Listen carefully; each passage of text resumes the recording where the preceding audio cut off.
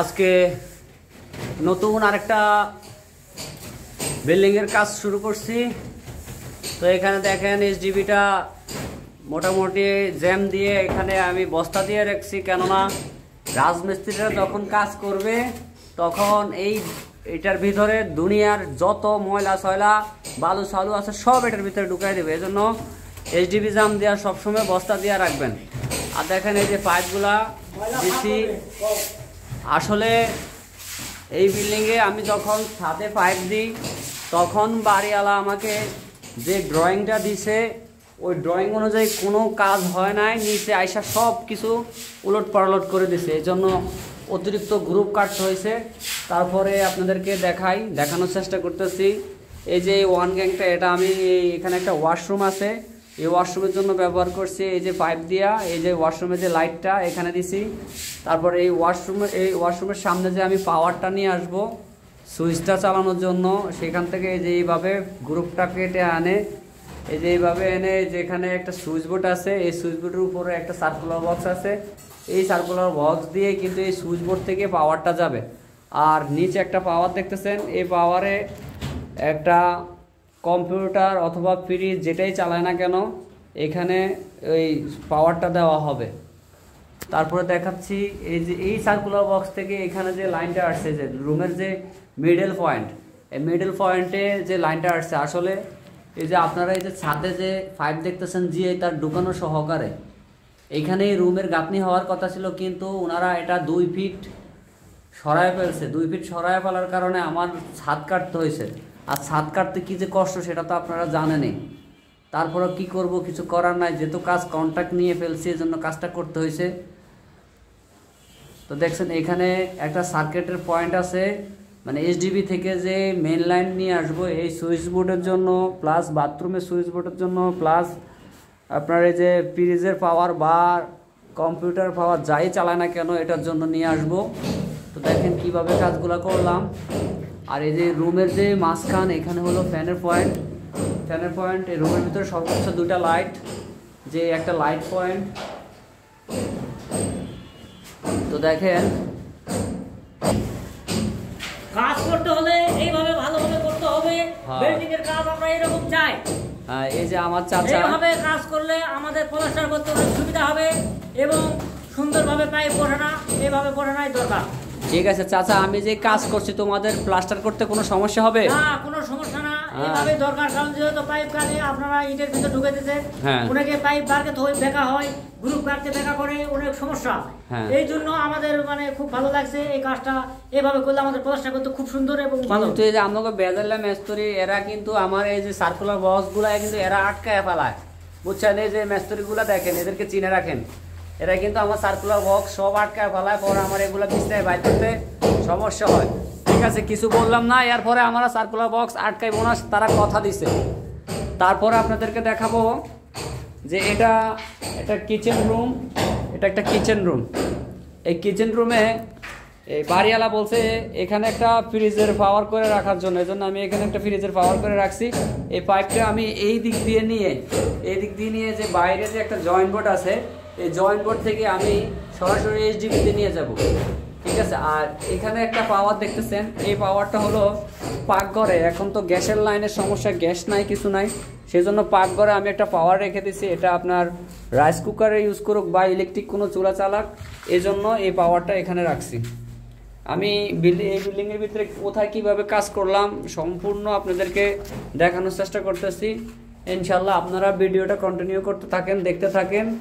পুরো ভিডিওটা না দেখলে কিছুই বুঝবেন না।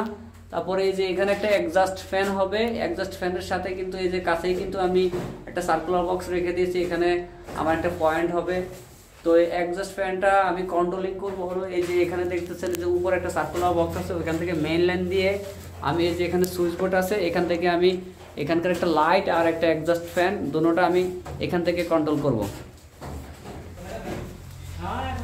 এই যে এটা হলো আপনার এই বাইরে থেকে আর কি, এটা ডাইনিং রাখছিল কিন্তু এখন আর এটা ডাইনিং নাই, এটা পুরোটা বাইরের থেকে খোলা রাখছে, তাই এই জন্য এখানে কোনো গাঁথনি হয় না। এখানে একটা গাঁথনি হওয়ার কথা ছিল, এই যে এসডিবি লাগানোর কথা ছিল এখানে, তারপরে ওনারা এখন লিংটং দিয়ে 7 ফিটের উপর আমি এসডিবিটা লাগাবো, কিছু করার নাই, একটু নিচে লাগাইতে চাইছিলাম, কিন্তু যেহেতু ওনারা এই জায়গাটা খালি রাখবে সেজন্য এখানে এসডিবিটা উপরে লাগাইতে হইব। আর এই যে লাইনটা দেখছি সার্কুলার বক্স, এখান থেকে যে ওয়াল, এদিকে আর কোনো ড্রপ হওয়ার কথাই ছিল না, এদিকে ড্রপ হওয়ার কথা ছিল, কিন্তু এখন আমার বাধ্য হয়েছি এই ছাদ কেটে এইখানে পয়েন্টটা নামানোর জন্য। এখান দিয়ে আপনার বাইরে যত লাইট আছে, এই বিল্ডিংয়ের 4 কর্নারে 4টা লাইট আছে, প্লাস এই যে সিঁড়ির ধাপের এখানে লাইটটা আছে, এই লাইটগুলো সব এখান থেকে কন্ট্রোল হবে ইনশাআল্লাহ। ঠিক আছে, আপনারা ভিডিওটা দেখতে থাকুন। তারপর এটা হলো আপনার যে ভবিষ্যৎ যদি এখানে দোকান হওয়ার সম্ভাবনা আছে, দোকান যদি না হয় তাহলে কিন্তু এখানে হয়তো এই গরু টরু কোরবানি দেবে বছর শেষে একবার, সেই জন্য এই জায়গাটা খোলামেলাই আছে। আর এখানে ফ্যানের জন্য সকেটের জন্য, সুইচের জন্য, লাইটের জন্য সুইচ এগুলো রেখে দিয়েছি। এই যে এখানে একটা পাওয়ারও রেখে দিয়েছি। বাড়িওয়ালা যেখানে যা রাখতে বলছে আমি অবশ্য বাড়িওয়ালার অনুমতি নিয়ে কাজ করি, ওনার অনুমতির বাইরে কাজ করা যাবে না। যেহেতু আপনারা বাড়িওয়ালার কাজ করবেন, ওনার অনুমতি নিয়ে কাজ করবেন। উল্টাপাল্টা পয়েন্ট দিলে জায়গায় পয়েন্ট অতিরিক্ত হলে পরে কিন্তু কথা শুনতে হয়। তারপরে যে পরবর্তী রুমে নিয়ে গেলাম, এখানে ওয়াশরুম। এই ওয়াশরুমের জন্য ওই যে ভিতরে একটা লাইট করছি, কিন্তু এই ওয়াশরুমের লাইন কেটে আনার জন্য আমার যে কতখানি খাটনি করতে হয়েছে দেখেন। এইখান থেকে আমি এই যে দেখেন এইভাবে লাইন কেটে নিয়ে আসছি, কেননা এই জায়গার আমি আগেই বলছি এই জায়গার যে ড্রয়িংটা ছিল, এই ড্রয়িংয়ের সাথে কাজের সাথে কোনো রকম কোনো মিল নাই, সম্পূর্ণ ড্রয়িং তারা চেঞ্জ করছে। সেই জন্য আমার দেখেন এই যে রুমের গাঁথনি এখানে হওয়ার কথা ছিল, এখানে জাস্ট একটা ওয়াশরুম হওয়ার কথা ছিল, কোনো কিচেন হওয়ার কথা ছিল না, কিন্তু এখানে তারা কিচেনও দিয়ে দিছে, ওয়াশরুমও দিয়ে দিছে। সেক্ষেত্রে আমার রুম সম্পূর্ণ নড়ে পড়ে চড়ে একদম অন্যরকম হয়ে গেছে। এই জন্য আমি ছাদ কেটে কী করব, ছাদ কেটে এদিকে নিয়ে তারপর আমি এই যে ওয়াশরুমের জন্য পাওয়ারটা এখান থেকে টেনে নিয়েছি। আর যে উপরে দুইটা দিয়ে তা দেখছেন এটা একটা এসডিবির থেকে লাইন আসছে, সেক্ষেত্রে এখান থেকে আমি লাইনটা কেটে নেওয়া হয়েছে, এছাড়া কিছু করার নাই। তারপরে এই যে দেখেন এই সাইডে যে এখন এই যে কিচেনের যে পাওয়ার, কিচেনের পাওয়ার ওই যে এক্সস্ট ফ্যান, আর এক্সস্ট ফ্যান কিচেনের কন্ট্রোলিংটা হবে এখান থেকে, একটা এক্সস্ট ফ্যান একটা লাইট এখান থেকে আমি ইউজ করবো। আর পাওয়ারটা এই যে এখান থেকে এই পাওয়ারটা আমি এই সাইডে নিয়ে আসবো। আর দেখেন সার্কুলার বক্স একটা লাগানো আছে, ওটা কিন্তু ফুটা সিদ্রি কইরা ওই পাশের জন্য এই যে এই পাশে যে রুমের যে কন্ট্রোলিংটা, এই রুমে যে আমি সুইচ সকেট ফ্যান ইউজ করব সেটা অন অফের জন্য এই যে এখানে সুইচ বোর্ডটা দিয়েছি, কিন্তু এই রুমে যে পাওয়ারটা আমি নিয়ে আসবো ওই যে ওই সাইড দিয়ে, কিন্তু ওই সার্কুলার বক্সের ভিতর দিয়ে কিন্তু ফুটা করে আমি পাওয়ারটা নিয়ে আসছি, এছাড়া কোনো উপায় নাই। ঠিক আছে, তারপর এই সার্কুলার বক্স ফুটা করেই কিন্তু আমি এই সাইডে দেখেন বাড়িওয়ালা বলছে এখানে একটা এসি করবে, এই জন্য এখান থেকে আমি এসির পয়েন্ট কিন্তু সবসময় ডাইন সাইডে থাকে। আপনারা যেদিকে দাঁড়াবেন, যেদিকে দাঁড়ায়া থাকবেন ওই দিকে কিন্তু দাঁড়ায়া দেখবেন হাতের ডাইন পাশে কিন্তু আমাদের এসির পাওয়ার সকেটটা হবে। তাহলে দেখেন উপরে যে পাওয়ার সকেটটা দিয়েছি, আর অন অফের জন্য নিচে একটা ডিপি সুইচ দিছি। যদি কোনো এক সময় এসি চালায় তাহলে কিন্তু অনেক সময় সকেটের সুইচটা ডাইরেক্ট হয়ে যায়, তারপর রিমোটের ব্যাটারি থাকে না, রিমোট কাজ করে না, সেক্ষেত্রে এসিটা রান থাকে। এসিটা অফ করার জন্য কিন্তু আমরা একটা কন্ট্রোলিং ব্যবহার করছি এখানে, যদিও রিমোট কাজ না করে বা উপরে সুইচটা সকেটটা যাতে কাজ না করে বন্ধ করার ক্ষেত্রে আমি এখানে একটা সুইচ ইউজ করছি। অনেকে এই সুইচটা ইউজ করে না, এই সুইচটা ইউজ করলে কিন্তু বেটার, বুঝতে পারছেন।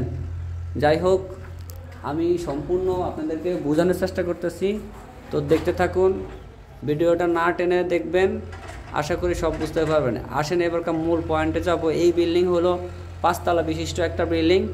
এই বিল্ডিংয়ে কীভাবে কোথায় লাইন প্রসেসিং করে রাখছি সেগুলো আপনাদেরকে দেখাবো, এটা আপনাদের উপকার হবে ভবিষ্যতে কোথাও কাজ করতে গেলে। এই যে এখানে হবে একটা এমডিবি বক্স, এখানে একটা এমডিবি বক্স হবে, দেখেন আমি গ্রুপিং করে রাখছি, এখনও বক্সটা আমি বাইরে ফালাই নাই, ফেলে দেবো। আমি আজকে অর্ডার দিছি এমডিবি বক্সটা, এমডিবি বক্সটা আমি দিছি হলো 24-36, মানে ফাঁসে 24 লাম্বায় 36। এমডিবি বক্সের ভিতরে আমার থাকবে 3টা চ্যানেল, একটা আর্থিং বাসবার, একটা নিউট্রাল বাসবার। এখানে 3 ফেজের লাইন হবে না, এজন্য 220 আমি এজন্য এই MCB 3P আমি ব্যবহার করি নাই, সেজন্য আমার 3টা চ্যানেল আমি ব্যবহার করছি। আর নিউট্রালের বাসবার একটা, আর্থিংয়ের বাসবার একটা ব্যবহার করছি।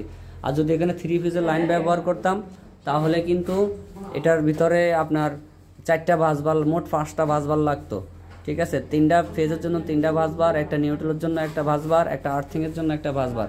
সেক্ষেত্রে এখানে আমার 3 ফেজ যেহেতু লাইন নাই, সেক্ষেত্রে আমি এখানে ব্যবহার করব 2টা বাস বার অনলি, একটা নিউট্রাল একটা আর্থিং। তো দেখেন এই দিক দিয়ে আমি এভাবে লাইনটা প্রসেসিং করে রাখছি। আর এই যে 4 ইঞ্চি পাইপটা দিয়ে রাখছি, ভবিষ্যতে মিটারগুলা এখানে বসবে, পল্লী বিদ্যুতের মিটারগুলা এই সাইডের ওয়ালে বসবে। তো এখান থেকে আমার লাইনগুলা এই মিটারের যে তারগুলা, পল্লী বিদ্যুতের তার মিটারের তারগুলো ওগুলো এখান থেকে এসে এখানে বসবে, ঠিক আছে। আর এখানে যদি আমি বাড়ি আলাদা সাব মিটার টিটার বসে প্রত্যেকটা ইউনিটের এখানে আমি এই ওয়ালটা আমি ইউজ করব। আর এখানে থাকবে প্রত্যেকটা ইউনিটের মানে এক ফ্লোরে 2টা ইউনিট, প্রত্যেকটা ইউনিটে 2টা করে মেন সার্কিট ব্রেকার এই এমডিবিতে থাকবে, ঠিক আছে। আর এখান থেকে আমি দেখেন এই যে ফাউন্ডেশনের পাইপ কেটে রাখছি, আমি এখনও পাইপগুলো বসাই নাই, পাইপগুলো আমি বসাবো, কাজ করতেছি তো রানিংয়ে, এই জন্য এখনও বসানো হয় নাই, আস্তে আস্তে বসাবো। এই যে দেখেন এখানে আমি এই যে এই তারটা দেখতেছেন, এই তারটা হলো গিয়ে আপনার এই যে এই বিল্ডিংয়ের 4 সাইডে 4টা ক্যামেরা লাইন আছে। আমি এই ক্যামেরার লাইনটা এখানে নিয়ে এসে বাড়িওয়ালা থাকবে দোতলায়, যেহেতু মনিটর দোতলায় হবে, তারপরে আমি এইখানে যে কোনো একটা পাইপ দেওয়া দোতলায় উঠায়া তাদের যেখানে ক্যামেরার মনিটরটা বসাবে ওখানে আমি এই তারটা দিয়ে নিয়ে যাব 4 সাইডের। আপনারা এরকম একটা জয়েন্ট বোর্ড যেখানে ওইখানে একটা প্রসেসিং মানে যেই কোনো ওয়েতে আপনারা প্রসেসিং রেখে রাখবেন, কেননা পরবর্তীতে ক্যামেরা লাগানোর সময় ক্যামেরার তারগুলো অফেন করে বিল্ডিংয়ের ভিতরে খারাপ দেখা যায়। কনসেল করার চেষ্টা করবেন আপনারা, বুঝে শুনে কীভাবে যেভাবে ক্যালকুলেশন করতে সুবিধা হয় সেভাবে করে নেবেন। আর এটা 5 তলা বাড়ি, দেখেন অনেকে 3-4 পাইপ দেয়, হ্যাঁ আমি কিন্তু 3-4 পাইপ ব্যবহার করি না, যে ফাউন্ডেশনের যে ভার্টিক্যাল লাইনের জন্য, ঠিক আছে। এই ভার্টিক্যাল লাইনের জন্য আমি সব 1 ইঞ্চি পাইপ ব্যবহার করছি। 5 তলাতে আমি কটা পাইপ ব্যবহার করছি দেখেন, 1 2 3 4 5 6 7 8 9 10 11 12 13 14 15টা পাইপ আমি ব্যবহার করছি। আমি 5 তলা নর্মালি 5 দুগুণে 10টা পাইপ ব্যবহার করলে কিন্তু হতো, কিন্তু এখানে আমার ক্যামেরা, তারপরে যদি ডিশ ইন্টারনেট এগুলো যদি ইউজ করে, কিছু পাইপ খালি থাকলে ওই পাইপ দিয়ে কিন্তু আসলে এটা তারগুলা ঢোকানো যাবে। এর জন্য অতিরিক্ত 2-4টা পাইপ দিয়ে রাখবেন আপনাদের সুবিধার্থে, যাতে তারগুলা করে আপনার এই পাইপের ভিতর দিয়ে কনসেলিং করা যায়, ঠিক আছে। আর এখানে দেখেন 3টা পাইপ আছে যে জিআই তার ঢোকানো, এটা এই 2টা এসডিবির থেকে কিন্তু লাইন 2টা আসছে, হ্যাঁ। আর একটা হলো গিয়ে আপনার এই যে সিঁড়ি থেকে যে ক্যামেরা হবে এই ক্যামেরা লাইন, এখানে আরেকটা ক্যামেরা লাইনও আছে, বুঝতে পারছেন, আশা করি বুঝতে পারছেন। যদি কোনো সমস্যা হয়ে থাকে কোনো কাজে আমাকে ফোন দিবেন, আমি বোঝানোর চেষ্টা করব। আর আমার যদি কোনো ভুল ত্রুটি থাকে তাহলে আমাকে ধরিয়ে দেবেন, ইনশাআল্লাহ আমি সংশোধন হওয়ার চেষ্টা করব। তো আজকের মতো ভিডিও এই পর্যন্তই, আল্লাহ হাফেজ, ভালো থাকবেন।